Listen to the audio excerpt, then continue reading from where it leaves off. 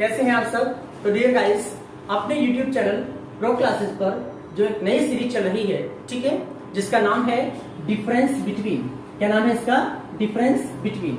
ठीक है, तो डिफरेंस बिटवीन की सीरीज में हम दो नए वर्ड्स लेते हैं, ठीक है, ग्रामर से दो नए वर्ड्स लेते हैं और उनके बीच जो मेरे प्रिय विद्यार्थियों के, ठीक है, डाउट्स रहते हैं, उनको वो चीजें क्लियर नहीं हो पाती, इसलिए हम उनके डाउट्स क्लियर करने के लिए दो नए वर्ड्स लेते हैं और उनके बीच डिफरेंसेस बताते हैं। ठीक है डियर गाइस, लेकिन आप सभी प्रिय विद्यार्थी एक बात याद रखना, ठीक है, कि मोलक्यूल्स और माइनस्क्यूल्स ये दोनों शब्द आप जब पढ़ते हैं, कुछ स्टूडेंट्स साइंस ग्रुप से पढ़ते हैं, ठीक है, तो वो ये समझेंगे कि ये तो साइंस में यूज होने वाले वर्ड्स हैं, ठीक है, वो यही समझेंगे। लेकिन ये बात सच है कि इन दोनों शब्दों का प्रयोग विज्ञान के दृष्टिकोण से अलग मीनिंग में होता है और इंग्लिश ग्रामर के दृष्टिकोण से, ठीक है, अलग मीनिंग में होता है। तो अब हम समझेंगे इनका क्या मीनिंग है according to English grammar. English grammar के अकॉर्डिंग, यानी अंग्रेजी व्याकरण के अकॉर्डिंग, ठीक है, इंग्लिश डिक्शनरी में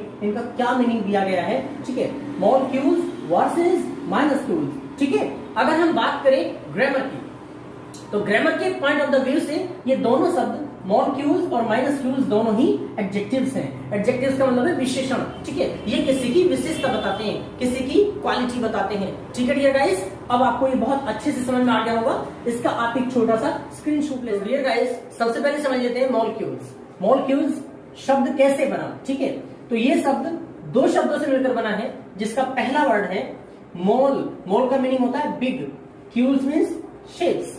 ठीक है, अगर हम किसी भी चीज को बड़े शेप में लिख देंगे तो ग्रामर के पॉइंट ऑफ द व्यू से, इंग्लिश ग्रामर के पॉइंट ऑफ द व्यू से उसे कहते हैं मॉलिक्यूल्स। ठीक है, अब मॉलिक्यूल्स का क्या अर्थ हुआ?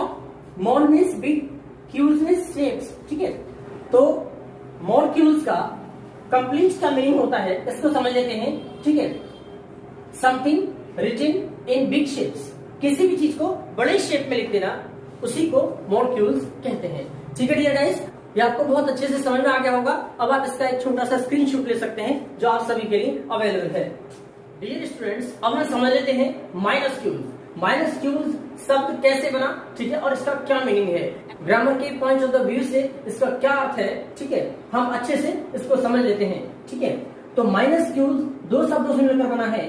एक तो है पहला, तो माइनस्क्यूल्स दो शब्दों से मिलकर बना है, ठीक है, जिसमें पहला शब्द है माइनस।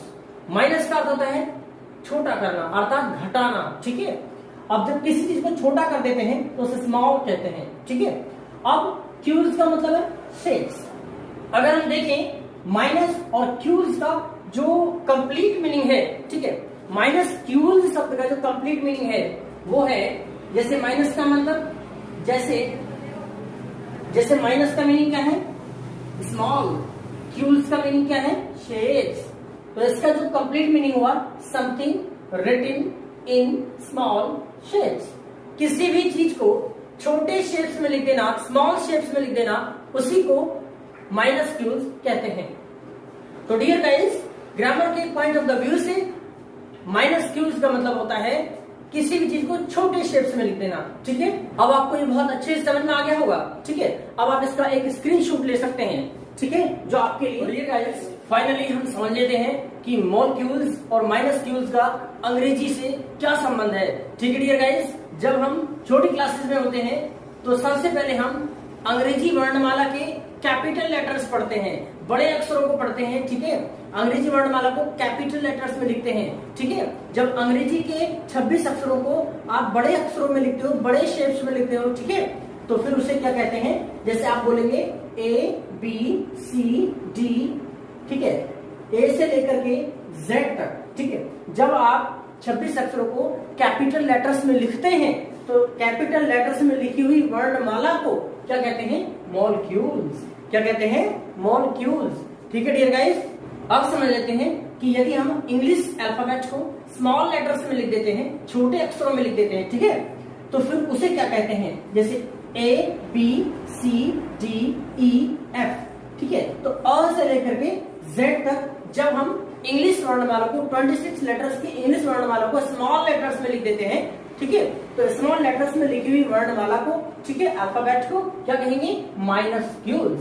ठीक है, तो तो ऐसी इंटरेस्टिंग वीडियोस को देखने के लिए आप जुड़े रहिए, ठीक है। और इस वीडियो को ज्यादा से ज्यादा लाइक करें, शेयर करें और सब्सक्राइब भी करें, और लास्ट में बेल आइकन को प्रेस करना ना भूलें, जिससे कि आपको आने वाले ऐसे इंटरेस्टिंग वीडियोस का नोटिफिकेशन टाइम टू टाइम मिलता रहे, ठीक है डियर गाइस।